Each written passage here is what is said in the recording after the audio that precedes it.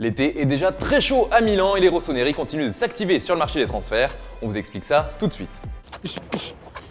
Vas-y, fais tourner. Le JT de Foot Mercato avec Uber Eats. Bonjour à tous et bienvenue dans ce nouveau JT Foot Mercato. Aujourd'hui, on revient sur l'AC Milan qui est très actif sur le marché des transferts depuis la fin de saison. Le club lombard a définitivement conservé Fikayo Tomori et s'est offert Mike Maignan pour pallier au départ de Gianluigi Donnarumma. Hakan Çalhanoğlu, lui aussi, est parti et son départ pourrait avoir de lourdes conséquences sur le mercato milanais.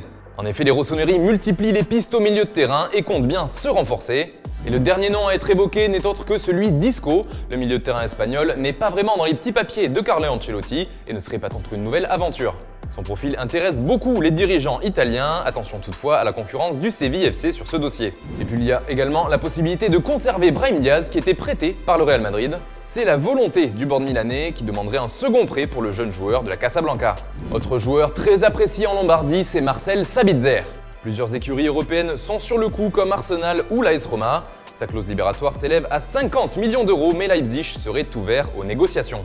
Milan étudierait aussi la piste d'un joueur bien connu en France puisqu'il s'agit de Rafinha, arrivé au PSG en octobre dernier. Toujours en Ligue 1, il y a le cas de Boubacar Kamara qui a vraiment séduit les recruteurs rossoneri. Milan aurait même fait une offre à l'OM d'au moins 12 millions d'euros assortie de divers bonus, une somme jugée insuffisante par les Phocéens qui en demandent beaucoup plus. Milan espère aussi renforcer son secteur offensif et là encore les noms sont très nombreux, même si pour certains membres de cette liste ça pourrait être un peu mission impossible. Il y a d'abord Hakim Ziyech qui n'entrerait plus dans les plans de Thomas Tuchel à Chelsea.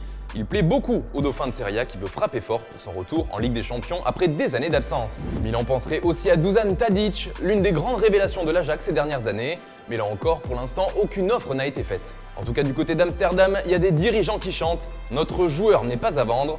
Des paroles qui pourraient peut-être changer si les rossoneri faisaient une belle proposition. Autre joueur offensif au profil technique, c'est Tammy Adli, la pépite de Toulouse. Selon nos informations, le club lombard s'intéresse beaucoup à son profil et a même ouvert les discussions avec le TFC et le joueur. D'ailleurs, toujours d'après nos informations, le LOSC s'est également positionné. Et justement, en attaque, c'est un joueur de Lille qui est concerné, il s'agit du buteur turc Burak Yılmaz. Il pourrait être un plan B de choix en cas d'échec sur le dossier Olivier Giroud, car c'était très chaud pour le Français il y a quelques semaines, mais c'était avant que Chelsea ne lève une clause pour une année supplémentaire. Autre option possible pour les rossoneri, c'est Roman Yaremchuk. Toutefois, ce ne sera pas donné pour l'attaquant de la Gantoise, puisque le club belge réclame 25 millions d'euros en échange. Et puis Milan suit de très près un autre joueur qui a brillé durant cet Euro, il s'agit de Robin Gosens. Et le club lombard n'est pas le seul sur ses traces, il se murmure que le Barça aussi aime beaucoup l'international allemand.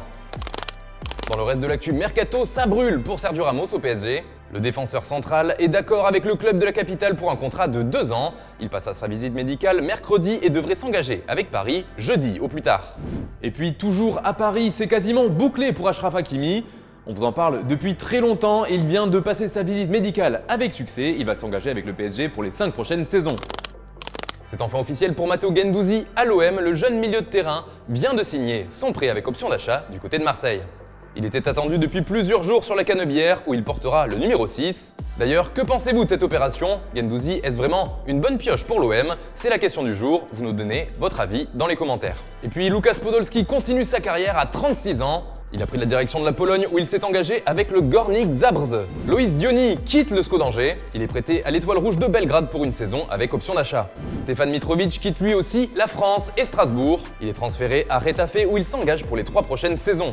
Jocelyn Gourvenec est le nouvel entraîneur du LOSC. Il prend la suite de Christophe Galtier sur les bancs des Dogs, lui qui n'était plus à la tête d'une équipe depuis 2019. Junior Firpo débarque à Leeds United. Le club anglais s'est offert le latéral du Barça pour 15 millions d'euros. Et puis on termine avec l'image du jour, la rencontre de 2 cracks du ballon rond.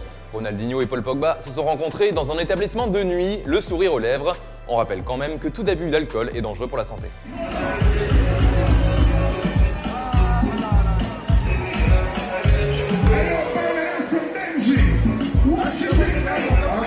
Voilà, c'est tout pour aujourd'hui. Merci de nous avoir suivis. On se retrouve dès demain pour un nouveau JT Foot Mercato. En attendant, je vous souhaite une excellente soirée. C'était le JT de Foot Mercato avec Uber Eats.